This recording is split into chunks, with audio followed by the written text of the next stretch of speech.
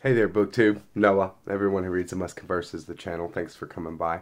Skip the live last night. Was just really busy with Zelda, so I'm gonna do something different this week and do a wrap-up video because it's been a couple of weeks since I've talked about what I've been reading.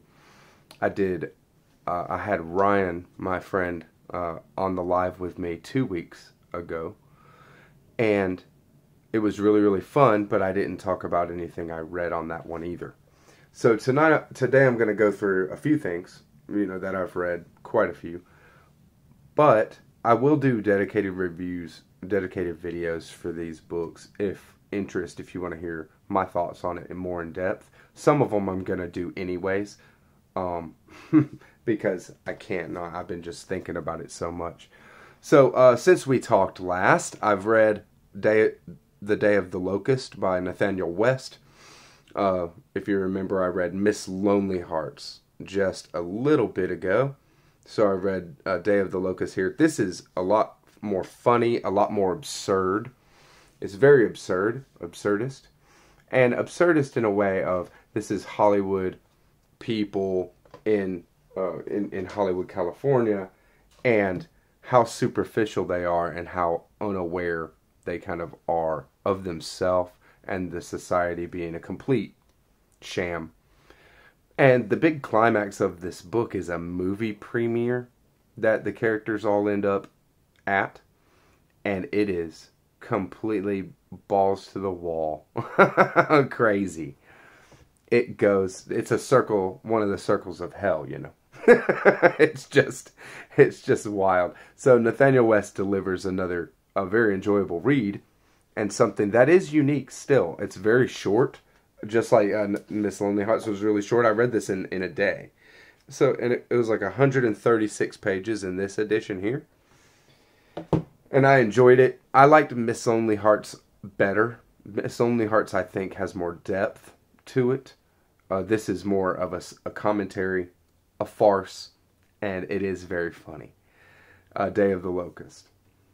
I might do a video on that. Let me know if you're interested. So, I read another couple of Richard Brautigans because they're very short. Richard Brautigan. And so, I read this one here is Trout Fishing in America, which I didn't like as much as In Watermelon Sugar, or the other one that I read, which is A Confederate General in Big Sur. A Confederate General in Big Sur was so interesting. So very, very interesting. There's this whole kind of idea of getting out into nature, some maybe Thoreau, transcendentalist kind of stuff. Also very hippie, communal society, of course. But also just getting back to nature in a big way and blending. And that history, the way that he plays with the feelings and the ideas of locating your identity and history with this kind of thing, Brautigan is very surreal. And I liked a Confederate General from Big Sur. The surrealism that is in Trout Fishing in America was just too much abstract. It was completely abstract. The whole book was abstract, So there was no way to really locate and value what trout fishing in America really was or what it really meant. So it was all, the explorations are very cool and some interesting stuff, some kind of gross out stuff. Brautigan really had a range of things that he was kind of doing, and it's just I couldn't really find any value, even all the way to the end of Trout Fishing in America. Maybe I'll have to give it a reread for sure. A Confederate General in Big Sur I really enjoyed the whole thing, even though there was, there's a good dose of surreality to all of Brautigan's novels, as far as I know. In Watermelon Sugar is very surreal. But of the three, I like In Watermelon Sugar best so far. but a Confederate General and Big Sur was very enjoyable. You'll think about memory and what the stories that you identify yourself with about your family or yourself or whatever, how you identify yourself. You'll question how much actual reality that it's based on. It was a cool kind of hippie exploration. I mean, it's really hippie stuff in a way, right? Really LSD fueled writing in a way. So the Big Boy, something that I've finished lately, and I did read this. Buddy read this with Yasmin to the Lit House, because we've read all the Faulkner together. We did Light in August, and this will be my fourth Faulkner. I did As I Lay Dying, The Sound and the Fury, Sanctuary, and now Light in August. And this might be the heaviest, the hardest to endure as a reader, going along with a character that is very, very hard to endure, has a very, very hard life. And, some people ain't going to be ready for, even now, for going on this trek. It's going to be very heavy, very hard, and something that you don't want to experience. Joe Christmas, what a character. And I will do a dedicated video for this, so I'm not going to go into too much of it now. But suffice it to say that Faulkner plays with dichotomies big time in this book, and even in the form and structure of the book. Faulkner's very, experimental, right? So we have gender. The two main characters are a white female who is pregnant and traveling alone, and then a mixed race male in the South. All in the South, of course, but a mixed race male. And so how those two characters are treated and how people perceive them, their assumptions about them, all that plays a very big role in this book. And then there's also race, because Joe Christmas turns out to be the main character of this book. And Joe Christmas is of mixed race, and he travels all around. Not just in the South, but he's in the South, predominantly most of the book. But it's a very tough exploration of race in this book. I can't wait to talk about it, because I've just thought about it forever, for so long since finishing it. And then the other kind of dichotomy is comedy and tragedy. The first chapter, or maybe 2 chapters, maybe 3 of this book are like perfection. I love the opening of this book. Lena Grove is the young white woman that's pregnant, that's traveling alone, chasing after good old Lucas Boych. And how it's presented with her getting into contact with another character named Armistead and Armistead's wife. And that whole scene, it's so, knowing what you know about Faulkner, I'm like, oh no, this is going to go bad for her. She's going to be a tragic character. And then as the book goes on, then it turns out you're in Joe Christmas's story, most of all of it. And Joe Christmas turns out to be a completely tragic character. And Lena Grove ends up in the book being this comedic kind of character where, she's just going to keep on a trucking.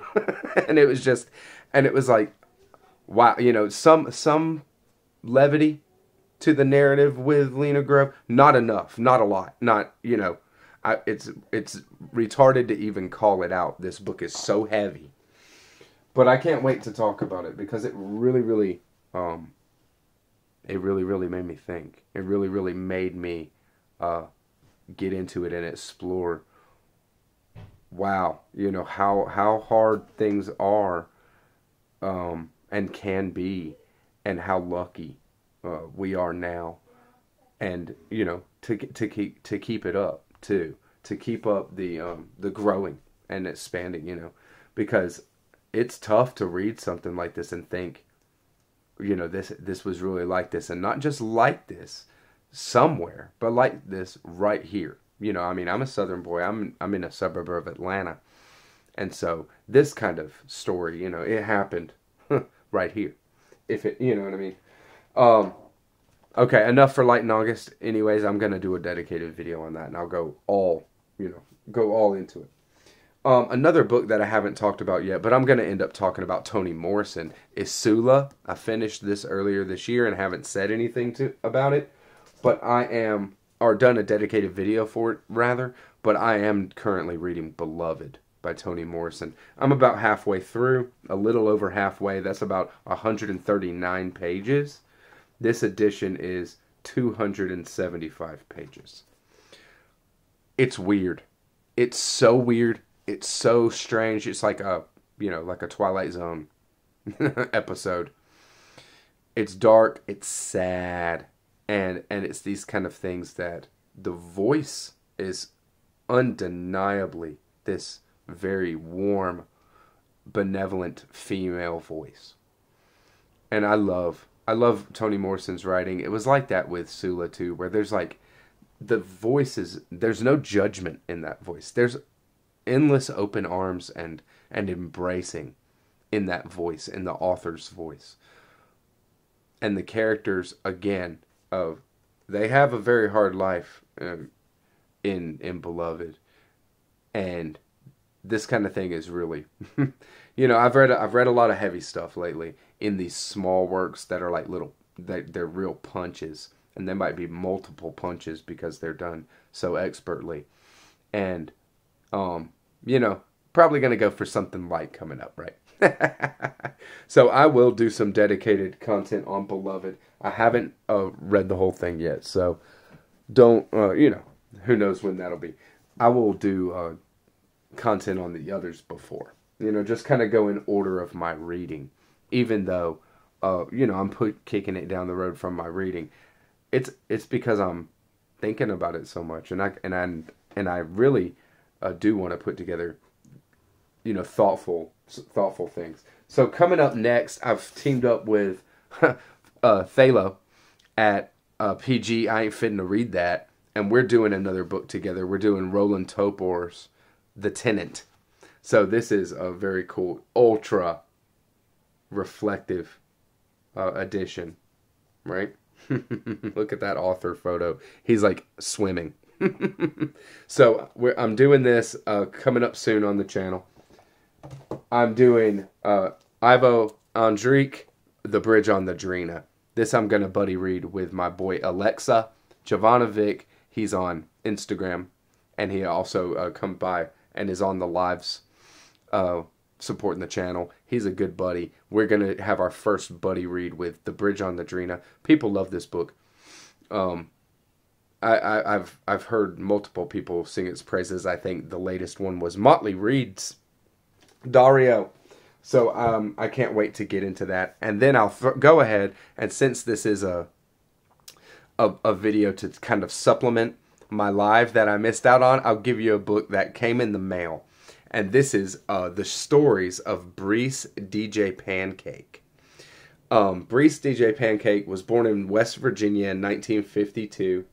Attended Marshall University, taught English at Virginia military schools, and then entered the creative writing program at the University of Virginia in Charlottesville, where he died in 1979. During his lifetime, his short fiction was published primarily in The Atlantic. So, this short work right here is just a collection of short stories, and I've heard great things about Breece DJ Pancake, and so I'm going to be dipping into this whenever I feel like, right? Let me know, BookTube, anything that caught your fancy, or anything you want to tell me to do earlier, move up on the TBR, or talk about your experience with, just leave a comment down in the box. All good. Have a good one. Bye-bye.